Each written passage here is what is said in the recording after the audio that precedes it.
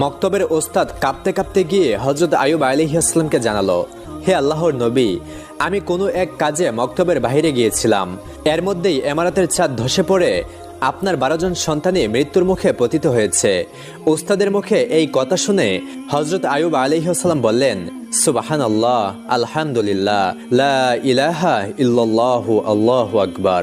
আল্লাহর সম্পদ আল্লাহই নিয়ে নিয়েছে, এতে আমার বিচলিত হবার তো কিছুই নেই।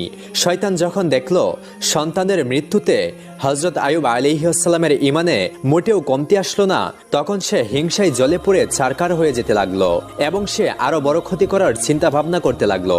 এদিকে হযরত আইয়ুব আলাইহিস সালামের দুশমনেরা নবীর এই পরীক্ষা দেখে খুব খুশি হলো। নবীর কর্মচারী ও চাকরবাকররা নবীর এই করুণ অবস্থা দেখে যে যেদিকে পারল চলে গেল। নবীর বাড়িঘর, বাগান, আস্তাবল সবকিছু শূন্য হয়ে পড়ে রইল। এই সুযোগে শত্রুরা এসে সবকিছু লুট করতে আরম্ভ করলো। বিধ্বস্ত বাড়ির সকল মালামাল তারা নিয়ে গেল। বাগানের বাকি সকল ফল ও ফসল নিয়ে তাদের মধ্যে কারাকারি আরম্ভ হলো।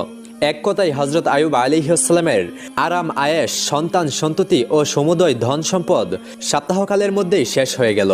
হযরত আইয়ুব আলাইহিস সালামের 4 জন স্ত্রী ছিল। 3 জন নবীর সঙ্গে ঝগড়া করে এবং তর্ক বিতর্ক করে বিদায় হয়ে গেল। বাকি রইল একমাত্র হযরত রহিমা আলাইহিস সালাম। সবসময় তিনি নবীর সাথে সাথে থাকতেন। দেশের মানুষ নবীর নবুয়তি দাবির প্রতি তুচ্ছ তাচ্ছিল্য ও উপহাস আরম্ভ করে দিল। কেউ কেউ বলল, আইয়ুব যদি আল্লাহর নবী হতো তাহলে তার উপরে এরকম গজব কেন নাজিল হলো? আসলে সে নবী নয়, মিথ্যে নবুয়তের দাবির কারণে আল্লাহ তাআলার গজব তার উপর নাজিল হয়েছে। এদিকে নবীর ভক্তদের মধ্যেও ভাঙন দেখা দিল। এ অবস্থা দেখে শয়তান তেমন খুশি হতে পারল না, কারণ সবকিছু শেষ হয়ে যাওয়ার পরেও হযরত আইয়ুব আলাইহিস সালামের মধ্যে কোনো পরিবর্তন আসলো না। তিনি ইবাদতগারের মধ্যে থেকে পূর্বের ন্যায় একই রকম মনোযোগের সাথে ইবাদত করে যাচ্ছিলেন। তিনি যেন তার এই বিশাল ধ্বংসযজ্ঞের কোনো খবরই রাখেন না। কোনো রকম হতাশা বা আফসোসের চিহ্ন মাত্র তার মধ্যে পরিলক্ষিত হচ্ছিল না। লোকজন যাতায়াতকালে বলতে লাগলো, হে আইয়ুব, তুমি নবুয়তের দাবি করে সমূলে ধ্বংস হয়ে গেলে। এর চাইতে নবুয়তের দাবি পরিত্যাগ করা তোমার জন্য মঙ্গলজনক ছিল।